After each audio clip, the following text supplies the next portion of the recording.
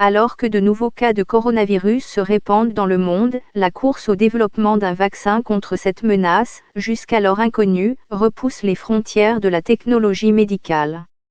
Les gouvernements, les instituts de recherche, l'industrie pharmaceutique et les donateurs investissent de l'argent et des ressources dans la lutte pour contenir le virus, qui est apparu dans la ville chinoise de Wuhan en décembre 2019.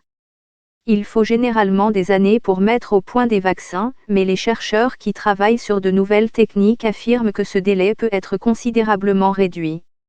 À l'université du Queensland, UQ, en Australie, un nouveau vaccin est en cours de développement à une vitesse sans précédent, en utilisant une nouvelle technologie inventée par les chercheurs de l'UQ appelée pince moléculaire.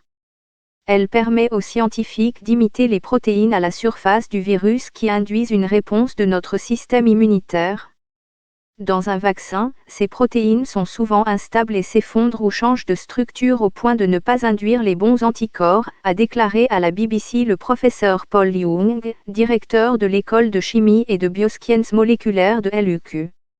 Une pince moléculaire les enferme dans une structure qui imite avec précision leur forme à la surface du virus, permettant au système immunitaire de le reconnaître en cas d'infection. Le professeur Young a déclaré que la rapidité de la réponse est due à la libération rapide du code génétique du virus par les autorités chinoises. Les vaccins sont traditionnellement fabriqués à partir d'une forme affaiblie du virus ou de la bactérie responsable de la maladie. Mais il est maintenant possible de synthétiser des parties de l'ADN du virus en utilisant l'information génétique, ce qui réduit considérablement le temps nécessaire pour développer un vaccin. La Chine a publié ces informations en ligne le 10 janvier, 3 jours après l'identification du virus, désormais connu sous le nom de 2019 CoV. Les travaux de l'Université du Québec sont financés par la coalition Fort Épidémique Preparedness des Innovations, centre d'expertise et d'évaluation des projets d'investissement, qui est composé et financé par des gouvernements et des organisations philanthropiques du monde entier. Le groupe fait appel aux institutions du monde entier qui disposent d'une technologie vaccinale éprouvée pouvant être utilisée contre le 2019 CoV pour demander des subventions. La Centre d'expertise et d'évaluation des projets d'investissement et le géant pharmaceutique GSK ont également annoncé un partenariat pour l'utilisation d'un agent qui renforce la réponse immunitaire, appelé adjuvant. Lorsqu'il est ajouté à certains vaccins, il peut créer une immunité plus forte et plus durable contre les infections. Un adjuvant est particulièrement important dans une situation de pandémie, car il nous permet de n'utiliser que de petites quantités de l'antigène du vaccin, ce qui permet de produire plus de doses du vaccin, a déclaré la société à la BBC. Une technologie différente est utilisée aux États-Unis par Moderna Institut National de la Consommation et en Allemagne par CureVac. Elle fait appel à l'ARN messager, AR nanomètre, une molécule qui indique au corps humain comment produire ses propres défenses immunitaires. Si vous considérez l'ADN comme une clé USB qui stocke des informations génétiques, l'ARN est le lecteur qui les décode. Lorsque la cellule a besoin de produire certaines protéines, cette information génétique est transportée vers les usines de la cellule par les AR nanomètres.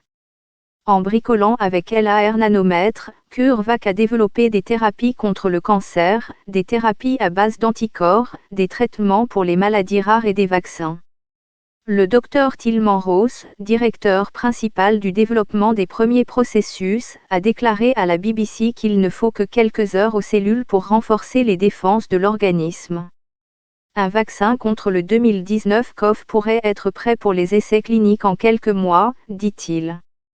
Mais le projet de la société de développer une imprimante d'ARN portable qui pourrait être amenée sur le lieu où le vaccin est nécessaire pourrait encore changer la donne. Elle pourrait fournir rapidement de l'AR nanomètre pour stimuler la production des vaccins sur place. La technologie de l'ARN messager est également utilisée par Moderna Institut National de la Consommation, basé dans le Massachusetts, grâce à des fonds de la Centre d'expertise et d'évaluation des projets d'investissement et de l'Institut national américain des allergies et des maladies infectieuses. Les premières études cliniques chez l'homme pourraient avoir lieu aux États-Unis dans 3 mois seulement, mais le PDG de Moderna, Stéphane Bancel, a averti qu'aucun fabricant ne pourra disposer d'un vaccin prêt pour l'été. Propagation du coronavirus d'une personne à l'autre, que faut-il savoir ? Premier décès de coronavirus confirmé en Europe dans le laboratoire d'Inovio à San Diego. Les scientifiques utilisent un type relativement nouveau de technologie de l'ADN pour développer un vaccin et prévoient de le soumettre à des essais sur l'homme au début de l'été. Nos vaccins à ADN sont nouveaux en ce sens qu'ils utilisent des séquences d'ADN du virus pour cibler des parties spécifiques de l'agent pathogène auquel nous pensons que le corps réagira le plus fortement, a déclaré à la BBC Kate Broderick, première vice-présidente de la recherche et du développement chez Inovio. Nous utilisons ensuite les propres cellules du patient pour devenir une usine à vaccins, renforçant les mécanismes de réponse naturelle de l'organisme.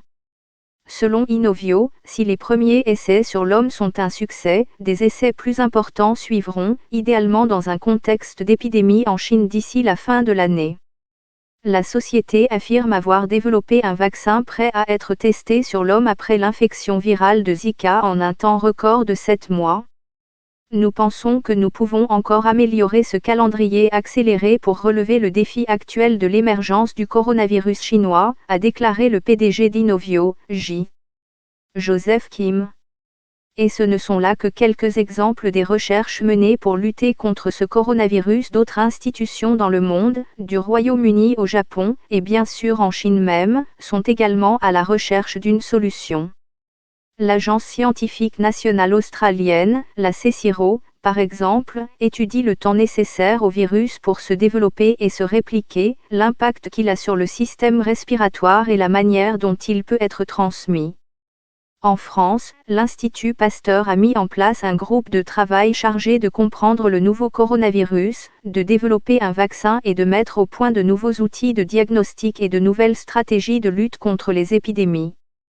Toutefois, même si le délai de mise au point d'un vaccin est considérablement réduit, l'épidémie actuelle pourrait bien avoir pris fin avant qu'il ne soit prêt à être utilisé à grande échelle. Mais le Dr Gregory Glenn, directeur de recherche du laboratoire Novavax basé aux États-Unis, affirme que cela ne signifie pas que les efforts actuels seraient vains.